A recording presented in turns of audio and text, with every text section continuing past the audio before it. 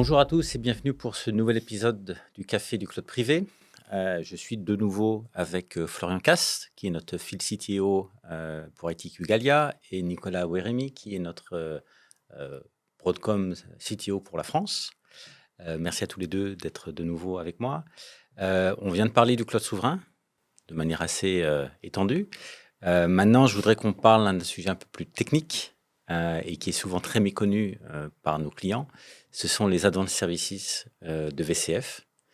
Maintenant, avant de vraiment commencer dans le détail, j'ai une phrase à vous demander à tous les deux. C'est si vous deviez résumer, et peut-être que Florian va pouvoir commencer, mais en une phrase, pourquoi c'est important les Advanced Services au final pour nos clients? VCF, c'est pour moi la plateforme, c'est le point de départ. Et si on a envie de l'enrichir, d'aller plus loin, etc., c'est parfait d'avoir ces Advanced Services pour aller proposer encore plus de services à l'utilisateur final du cloud privé. Ok. Et toi, Nicolas?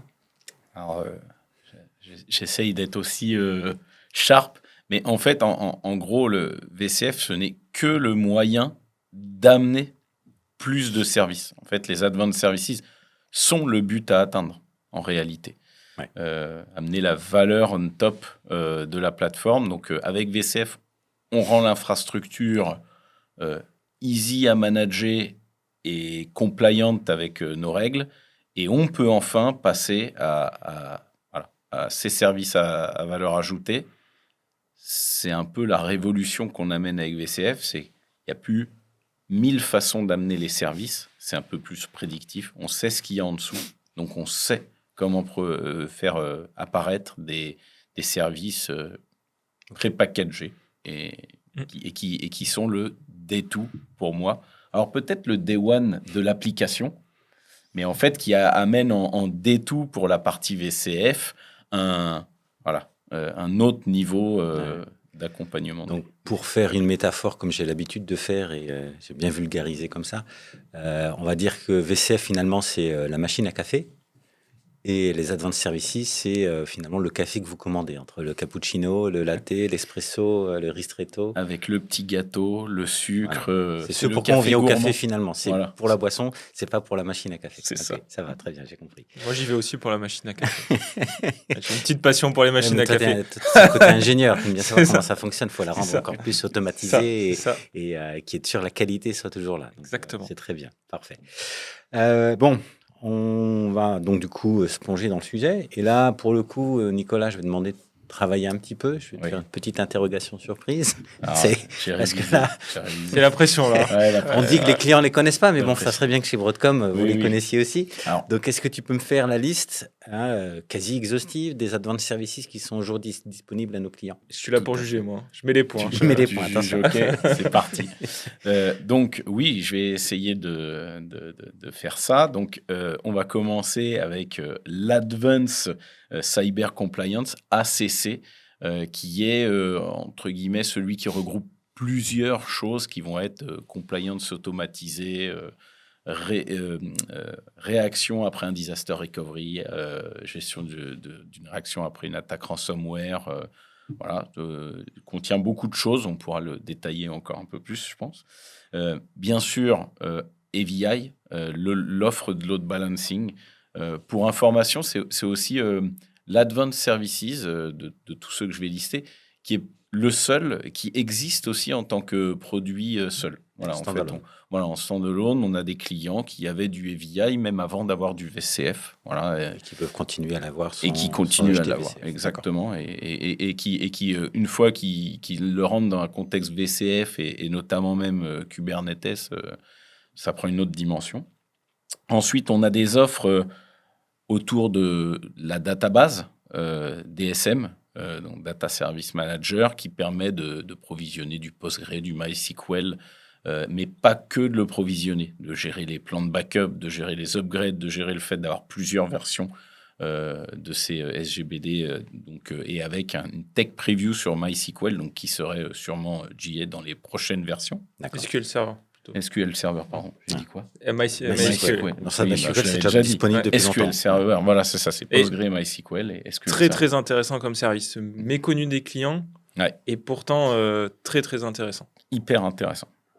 On a VLR Cloud. Donc, VLR est intégré comme fonctionnalité à la partie cyber compliance, mais il existe aussi seul pour le faire dans le cloud, voilà, du live recovery. Okay. vDefend. Alors là, vDefend... Vaste sujet. Voilà, parce qu'en fait, dans les premières versions de VCF, il existait avec différents niveaux, etc. Aujourd'hui, vDefend va comprendre toutes les offres fournies autour du réseau. Segmentation, ATP, donc sécurisation nord-sud, IDS, IPS, et toute la security platform qui permet de gérer un peu des postures au niveau sécurité, comment on réagit, comment on les identifie. Donc c'est vraiment c'est une plateforme qui existait, qui a été refondue, mis en mode en mode conteneur pour pouvoir scaler beaucoup plus. Donc hyper intéressant. Je vais me garder celui-là pour la fin. Non, je vais y aller maintenant. Private AI, évidemment, en fait, c'est le sujet. Donc c'est le sujet du moment. Et en quoi donc Broadcom aide à ça? C'est faciliter la création rapide alors déjà stocker les LLM, pouvoir les tester rapidement, pouvoir vite mettre en place un RAG par rapport à de la documentation interne, et ensuite se créer ces agents en se connectant à différents MCP externes, hein, bien sûr. Donc du coup, tout ça, on aide à le faire, et ce qui est intéressant, c'est que autant au début de l'IA, ces services-là n'étaient pas assez véloces, on va dire, pour des équipes IA qui avaient des machines dédiées et qui testaient plein de LLM à la semaine. Aujourd'hui, qui sont entrés plus en mode production, d'un seul coup, cette gouvernance et cette façon de le suivre dans les dashboards classiques, on va dire, commence à intéresser c'est indispensable. Nos clients, voilà, les plus avancés au niveau de l'IA. Et ensuite, on a nos classiques, on va dire, Tanzu Application Platform, Tanzu Data Intelligence, en fait, aussi une autre offre un peu méconnue. Tout ça s'appuie sur VCF, voilà. Et puis, on a d'autres solutions parce que pour automatiser, on a du Automic. Pour superviser le réseau encore plus, on peut faire du NetOps, AppNeta, et puis aider à avoir de la gestion d'identité avec l'IDSP. Voilà. Ok, donc, très bien. Bon, c'est une liste assez intéressante et essayer complète. d'être exhaustif. J'en ai Florian découvert même quelques-uns, je vais être honnête. Ah oui. Ce qui arrive du portefeuille Broadcom Software, on va dire, je connais un peu moins. Donc Ouais. les derniers, là, ils étaient un peu plus exotiques pour Ça, moi.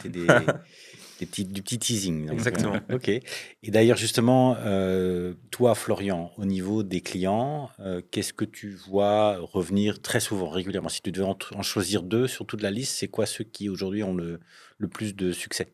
Je pense que loin devant vDefend, Ouais. c'est celui qu'on voit le plus parce que un cloud privé, alors je sais que vDefend, on va pas le réduire juste à la partie micro-segmentation, mais en tout cas, c'est ce qui fait venir beaucoup Mhm. les clients dessus.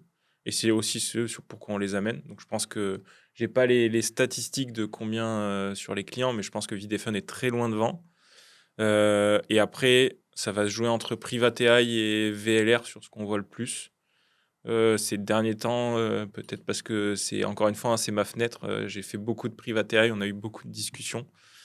On travaille aussi en interne là, sur pas mal de démos. Si Davy nous écoute, il a un petit peu la pression pour faire des belles démos sur Private AI Services. Donc, ouais, après, en deuxième, ça va être ces deux-là qui reviennent le plus. D'accord, très bien. Donc, Nicolas, comme tu l'as dit, pour vous, VCF, c'est juste finalement la plateforme qui permet de supporter ces Advanced Services, qui est la vraie valeur ajoutée pour les clients. Et donc, on dépasse clairement la couche compute, storage, network, d'infrastructure as a service basique. Mais c'est quoi derrière la promesse concrète de ces ensembles d'Advanced Services? Est-ce qu'on est vraiment vers une plateforme de services ou est-ce que c'est plus des composants indépendants les uns des autres? C'est intéressant comme question. Alors, effectivement, VCF, ce n'est que l'enabler à passer à l'étape d'après. Ouais.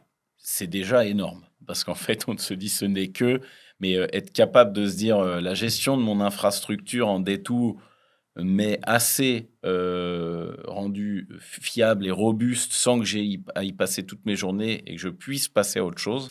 Déjà, ça, c'est un gros luxe. Bon. Ensuite, est-ce que pour autant on passe à une approche plateforme as a service? Ça va dépendre de ce qu'on en fait. Voilà, en fait, on a des outils à disposition. Après, soit on construit son catalogue. Par exemple, Tanzu Application Platform, pour nous, est la couche que l'on met on top et qui permettent d'apporter cette approche plateforme as a service chère aux développeurs et qui amène tout un tas de services. En fait, on pousse une ligne de code et puis ça va provisionner tout ce qu'il faut derrière. En gros, on peut rattacher VCF à travers ces services avancés à une plateforme PaaS. On le fait à travers Tanzu, on peut le faire connecter à d'autres également. En revanche, je ne pense pas que VCF seul puisse devenir une plateforme PaaS. Et c'est pour ça que nous, on a Tanzu Application Platform on top pour vraiment avoir cette approche-là.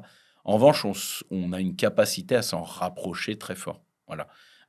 Si, comme chez nos clients, on voit souvent entre le développeur et l'IT, il y a quand même une équipe correspondant métier qui des fois prémâche un peu la gestion des environnements qui sont dédiés à des applications. Et ben en fait, ces plateformes ingénieurs, eux, consomment VCF pour offrir et prémâcher un environnement souvent aux équipes de développement. Donc en fait, ça devient un super outil intermédiaire pour mettre à dispo ça à des développeurs, mais qui est géré par des gens qu'on ne retrouve pas partout et qui des fois sont mergés avec les gens de l'infra. Donc c'est pour ça qu'en fait, c'est pas si clair que ça, parce qu'il y a des endroits où, oui, ça fera l'office du PaaS. Mais vu d'un angle de gens qui font du DevOps, VCF avec ses advanced services ne sont pas exactement l'approche plateforme qu'ils ont l'habitude d'avoir à travers des marketplaces comme on l'a dans Tanzu Application Platform, par exemple. Et pour générer un petit peu de FOMO chez nos auditeurs, Fear of Missing Out, on a eu une session au VMUG France il y a quelques semaines maintenant sur Tanzu Application Platform qui était intéressante et surtout, j'ai remarqué que dans la salle, beaucoup d'utilisateurs de VCF découvraient complètement et se disaient « Ah, mais il y a ça. C'est intéressant, mine de rien. » Donc, le message, c'est venez au VMUG dans votre pays, peu importe. C'est ça. Mais on a des belles présentations qui viennent soit de chez Broadcom, soit de la communauté et qui permettent de faire découvrir ce genre d'advanced services méconnus. D'accord, très bien. Effectivement, je pense que c'est le message qu'on veut faire passer depuis le début de cet épisode, c'est qu'il y a beaucoup de services qui sont méconnus de nos clients et de nos utilisateurs et donc ils méritent d'être découverts. Toi, Florian, de ton point de vue partenaire, ces advanced services, tu les vois comme un changement de philosophie autour de VCF par Broadcom ou est-ce que c'est juste une évolution des produits qu'on a connus par le passé comme NSX Advance, la suite ARIA, d'après toi? Non, je pense que c'est la suite logique de créer un cloud privé et ajouter des services additionnels. Je pense qu'il y a eu beaucoup d'émotions, soyons réalistes, autour de VDefund, parce que c'était un service qui était inclus avant d'un NSX, qui ne l'est plus. Donc ça a généré beaucoup d'émotions et donc beaucoup de critiques sur les Advanced Services. Maintenant, je pense qu'une fois que cette émotion est passée, comme l'a dit Nicolas, maintenant VDefund qui inclut la microsegmentation, ce n'est pas que de la microsegmentation. Il y a beaucoup plus de choses et donc il y a une vraie plateforme de sécu. Donc non, je pense que c'est la suite logique, comme quand vous allez sur un cloud public où vous avez des services et puis si vous avez un besoin plus particulier, vous enrichissez votre offre. Donc je pense que c'est clairement dans la stratégie de Broadcom et aujourd'hui, ça génère plus d'émotions chez nos clients. D'accord. Bon, donc ça c'est clair. Toi, Nicolas, quand tu es en face d'un DSI qui ne connaît pas justement ces advanced services, comment tu fais pour le lui présenter sans le noyer sous la technique? Parce que c'est quand même des sujets qui sont très pointus. Alors du coup, s'il ne connaît pas les advanced services, je vais essayer de d'abord voir quels sont ses pain points et ne même pas parler des advanced services en eux-mêmes, mais parler de comment on adresse des use cases. Et par exemple, je vais parler sécurité, je vais parler agilité des développeurs.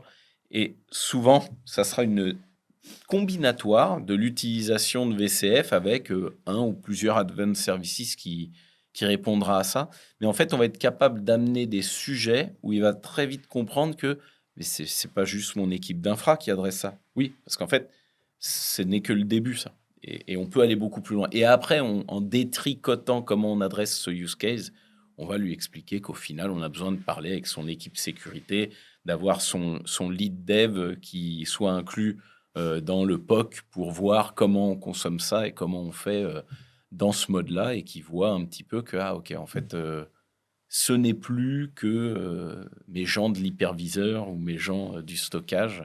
C'est vraiment toute mon IT qui va pouvoir bénéficier de ça. Et c'est plus comme ça, en fait, qu'on l'approche, parce que sinon, en fait, ça fait juste empilement de couches. Et pour quelqu'un qui ne connaît pas, ça n'a pas de sens de faire croire une complexité. Vaut mieux voir ce qu'on adresse vraiment, et comment on l'adresse, ça viendra après, quoi. Et toi, Florian, sur le terrain, tu présentes ces services de manière un par un, ou tu dis non, c'est une couche complète de services qu'on peut rajouter au-dessus de VCF et qui répond à vos besoins? Honnêtement, en fait, alors j'ai probablement radoté, hein, mais on va comprendre ce qu'a besoin notre client avant même de parler technique, comprendre ce qu'il veut délivrer, comprendre quelles sont ses contraintes.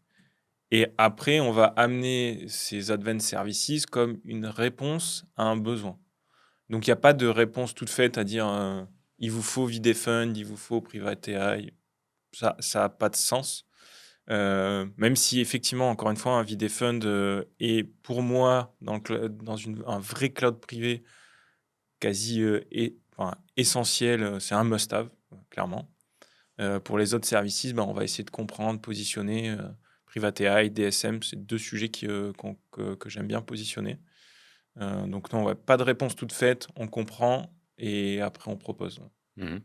Toi, Nicolas, c'est quoi le cas d'usage qui fait réagir les gens quand tu en parles? Qu'est-ce qui leur fait se réveiller finalement dans la salle quand...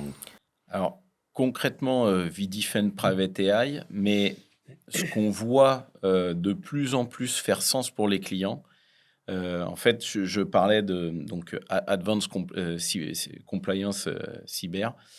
En fait, on utilise là un projet open source, Salt, qu'on a orienté VCF, et donc du coup, qui va permettre de contrôler en continu la configuration et de la réappliquer si elle ne l'est pas ou si elle a dévié. Et dans des besoins de coller à des régulations, de maîtriser son environnement, d'être sûr que même en ayant plusieurs équipes qui gèrent, j'ai mes baselines qui soient appliquées et pas déviantes, ça commence dans les discussions à faire sens. Donc ce nouveau service qui agrège beaucoup plus que ça, à travers cet angle de la compliance et d'aider à s'assurer que la conformité de la configuration et de mes politiques de sécurité soient bien appliquées, ça c'est un vrai sujet. Alors du coup, on n'a pas encore la hype, mais je trouve que c'est dans les services là qui devraient exploser dans les mois, années qui viennent. Je mise sur celui-là parce qu'honnêtement, c'est vraiment le pain point de tous les jours d'équipes qui gèrent des infras, en fait. Tu étais plutôt d'accord, Oui, Florian? Salt, c'est pas un produit méconnu des clients. Ça existait, oui, ça existait avant le rachat par Broadcom. C'était déjà présent dans VRA, d'ailleurs, en partie. C'est encore, peut-être ça dépend de la maturité des clients, mais pour l'instant, c'est un peu difficile à positionner. Et pour ceux qui sont le plus matures, parfois, ils utilisent d'autres solutions. Je pense à Ansible, par exemple. Ouais. Donc, voilà. Pour l'instant, c'est dans ma fenêtre difficile à positionner. Pour faire un teasing avec le prochain épisode, c'est aussi un produit open source. Exactement. C'est ça. Très bien. Même question que celle que j'ai posée à Nicolas, toi, sur le terrain. C'est quoi aujourd'hui l'Advanced Services qui fait waouh, attends, là j'ai des questions. Qu'est-ce qui fait réagir les personnes qui se trouvent dans la pièce au moment où tu en parles? Private AI, aujourd'hui. Private AI parce que, les clients n'attendent pas encore forcément Broadcom sur ce pan-là. Souvent, c'est méconnu toute l'activité de Broadcom autour de l'IA, tout ce qu'on a pu voir récemment sur les partenariats qu'ils ont cités. On voit que Broadcom a déjà sur la partie hardware un grand pied dans l'IA. Et il y a aussi un pan de la stratégie sur la partie private AI qui est très intéressante, c'est tous les partenariats qu'a Broadcom Software avec NVIDIA, avec AMD, qui enrichit l'offre. Plutôt que se dire on va redévelopper complètement notre solution, ils ont intégré les leaders du marché. Je pense que NVIDIA, maintenant, sur la partie IA, est un leader incontesté. Et donc, on a ce côté du meilleur des deux mondes. On peut récupérer facilement, intégrer facilement des solutions du portefeuille NVIDIA Software. Enfin, voilà, tout ça est très méconnu des clients. Ils se disent, ah mince, j'étais parti à me lancer dans une infrastructure bare métal qui me semblait complexe à gérer. Ce que tu es en train de me dire, Florence, c'est que j'ai quasi quelque chose un peu turnkey que je peux lancer demain. Oui, on peut faire une petite infrastructure, une paire de GPU et on est parti. On peut lancer des premiers POC. D'accord, très bien. Je vais utiliser un sujet qu'on entend beaucoup parler ces derniers jours pour introduire la suite. C'est OpenCloud, qui apparemment est révolutionnaire et permet d'automatiser les tâches du quotidien, ce qu'on n'a pas envie de devoir faire tout au long de la journée. L'automatisation, c'est pas un sujet nouveau chez VMware. On a VCF Automation qui fait partie de VCF, qui est là depuis très longtemps. Tu as parlé d'Automic. Aujourd'hui, l'automatisation, ça change quoi finalement pour un service informatique d'une société aujourd'hui? Est-ce que ça impacte sur les rôles, sur les process, sur également la manière dont les gens vont travailler? Est-ce que tu sais nous donner un petit peu, c'est quoi le retour d'expérience côté Broadcom? Alors moi, je viens du monde de l'automatisation. Donc, du coup, pour moi, c'est déjà un must-have. C'est pas un nice-to-have. D'ailleurs, je ne pense pas qu'on puisse gérer les échelles d'infrastructures que les équipes informatiques ont à gérer aujourd'hui sans un minimum de doses d'automatisation. Donc, voilà. Après, aujourd'hui, il y a une philosophie qui change dans VCF. C'est-à-dire qu'avant, on avait la boîte à outils avec tous les outils pour se fabriquer son automatisation. Aujourd'hui, on a quand même une plateforme. Alors, peut-être qu'on le détaillera plus tard, mais on a une plateforme qui fonctionne beaucoup dans un mode Kubernetes, à savoir dans un mode déclaratif. Ouais. Je ne code plus des centaines de lignes pour être sûr du résultat que je vais atteindre. Je décris le résultat que je veux atteindre et boum, il est codé par défaut dans le produit. Donc, d'un seul coup, le call API change, la fonction sort plus un objet, mais un tableau, etc. En fait, c'est plus à la charge des gens qui gèrent la plateforme. Je décris mon résultat et puis la machinerie, entre guillemets, fera les choses pour moi. Donc, quand je mets les mains dans l'automatisation pour VCF, c'est vraiment pour passer à une étape après, à comment je mets pour mes clients un service en place qui répond à mes customisations, vraiment, ou pour m'interfacer avec des choses, parce qu'il y a quelque chose de très intéressant qui a été dit. Vrai qu'aujourd'hui, Broadcom, la philosophie, c'est pas de réinventer des concepts quand il y a des standards du marché qui marchent très bien. Voilà, le mode déclaratif, tous les DevOps marchent comme ça. Et ben, on met l'infrastructure dans un mode avec un même type de langage. Comme ça, on a moins de mal à recoller les gens de l'infra et du DevOps. NVIDIA, AMD ont des frameworks pour l'IA. On ne redéveloppe pas ça. On intègre ça à notre plateforme. Par contre, est-ce qu'on ne va pas être les meilleurs pour aider à superviser du matériel spécifique? Et par exemple, quand on parle Private AI, les GPU, comment elles sont affectées, comment elles sont consommées, l'espace qui me reste, comment je les réserve, etc. Ça, c'est gérer, virtualiser du matériel. Là, c'est là où on est bon. Donc, on fait ce pourquoi on est excellent et on se connecte aux meilleures références et aux meilleurs standards du marché. Voilà. Donc, automatisation, on fait ce qu'on fait très bien dans notre infra. Salt avec les systèmes de minions, master et de réplica qu'on va appliquer sur un peu tous les serveurs et autres, eh ben, on le fait bien. Si c'est fait par Ansible, pour d'autres parties de l'infra, très bien. Entre guillemets, c'est aussi ça, un petit peu hybrider son infrastructure. C'est peut-être qu'à un moment, j'ai 2 solutions. Mais si au moins je peux en avoir 2, c'est pas 10 solutions pour gérer l'intégralité de la plateforme. Mais en revanche, nous, quand on met quelque chose à disposition, on sait que c'est la meilleure solution pour aider à gérer la plateforme. Voilà. D'accord, Donc, c'est clair. automatisation indiscutable. Et donc, on donne, pour revenir à la question, parce que des fois je pars, on donne de quoi se connecter au meilleur du reste du monde et on code l'automatisation pour la plateforme parce qu'on pense que c'est à nous de faire ça et les clients ne doivent pas avoir ça comme charge sur leurs épaules. D'accord. Donc, Oui. c'est quand même Et je vais continuer sur mon sujet du VMUG France. Oui. OpenClaw, notre collègue Hassen en a parlé pendant le VMUG France sur ce qu'on était capable de faire avec de l'OpenClaw dans VCF. Et même si on parle de la connexion au reste du monde, il y avait une keynote par Joe Bagoulet où on a parlé MCP par exemple. Et c'est typiquement ce sujet-là de capacité à se connecter au reste du monde.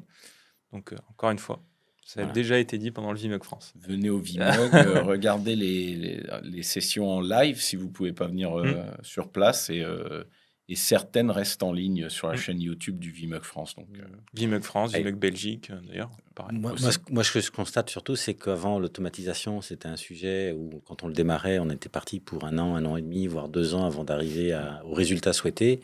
Aujourd'hui, je pense que les outils de Private AI, OpenClaw et toute la brique déjà impliquée, enfin intégrée dans VCF fait que finalement, c'est des projets qu'on peut faire en quelques mois.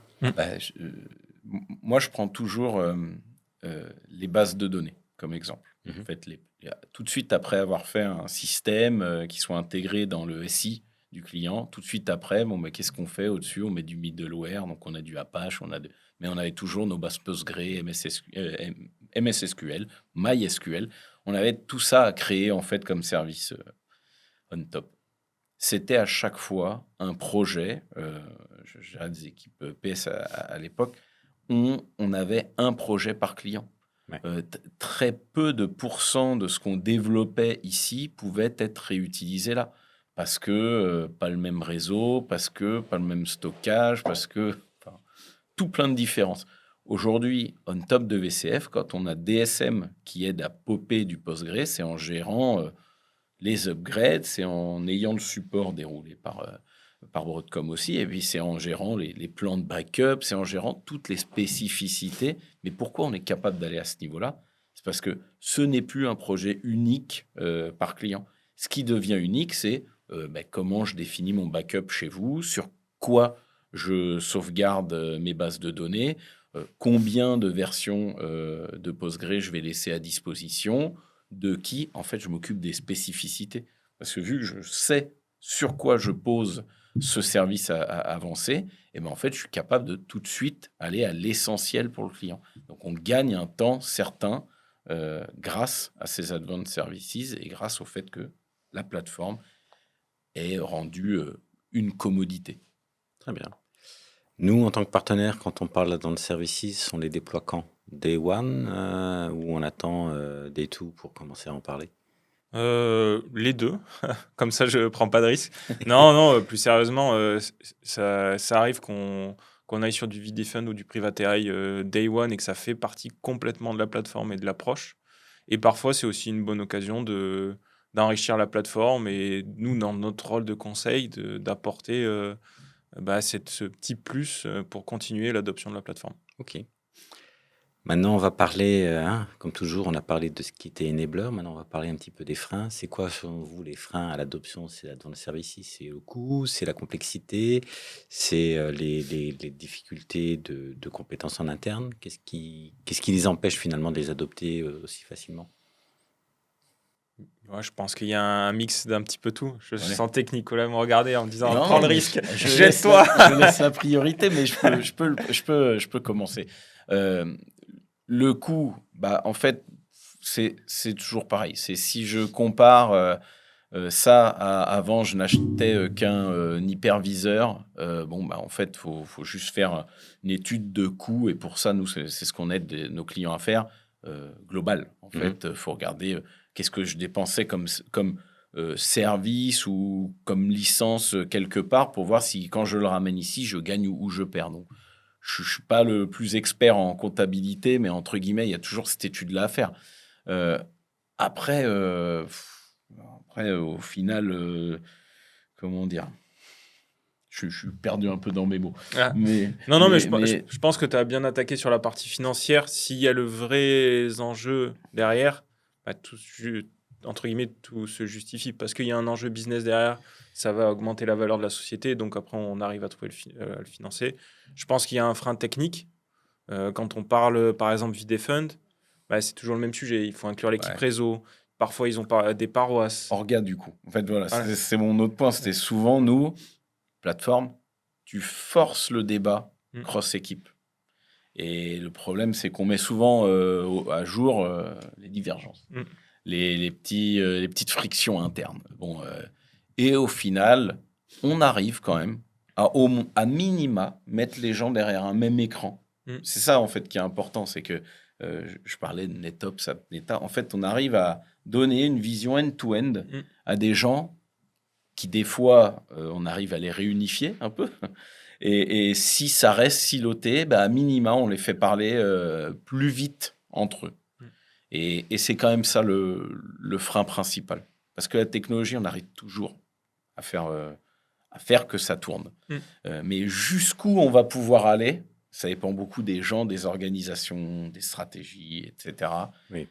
Et c'est là où nous, en tant qu'éditeurs de logiciels, on s'appuie sur la connaissance de nos partenaires, des clients, la connaissance de comment vous aider à fluidifier un peu tous ces dialogues, la valeur ou l'accompagnement au-delà de la solution Broadcom que vous êtes capable d'amener et qui, à la rigueur, moi, quand on est sur un angle professional services Broadcom, une fois qu'on a fait le job Broadcom, on ne peut pas être les experts d'autre chose. Vous pouvez amener cette connexion à tout un écosystème et vous pouvez un peu personnifier cette unification, parce que également, chez vous, vous l'avez. Vous avez quelqu'un qui est VCF, mais plus expert réseau, puis VCF plus expert stockage, puis VCF plus cloud natif.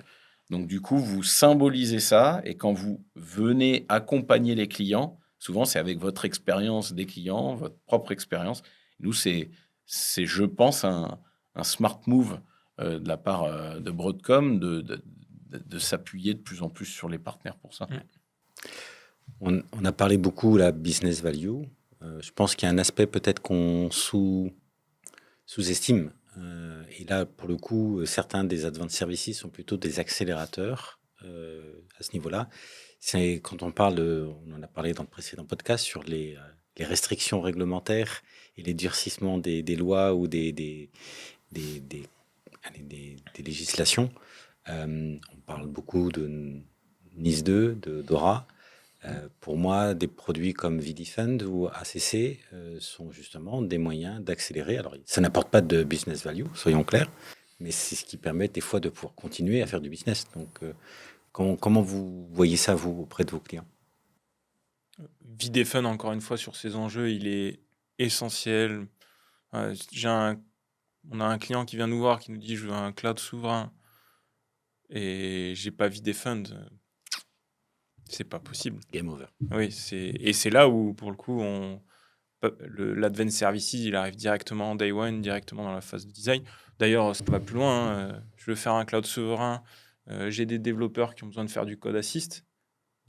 J'ai aussi besoin de Private AI parce que du code assist dans un enjeu cloud souverain, si je vais le chercher chez un OpenAI ou un Anthropic, ça marche plus non plus. Donc, non, ces Advanced Services répondent parfaitement à ce type d'enjeu. Ok, très bien. Et même des fois, ils sont nécessaires, parce qu'on a beaucoup parlé du secteur public et du monde de la défense, mais en fait, il y a DORA dans le monde de la banque. Ça génère extrêmement de complexité. De stress. De stress, oui.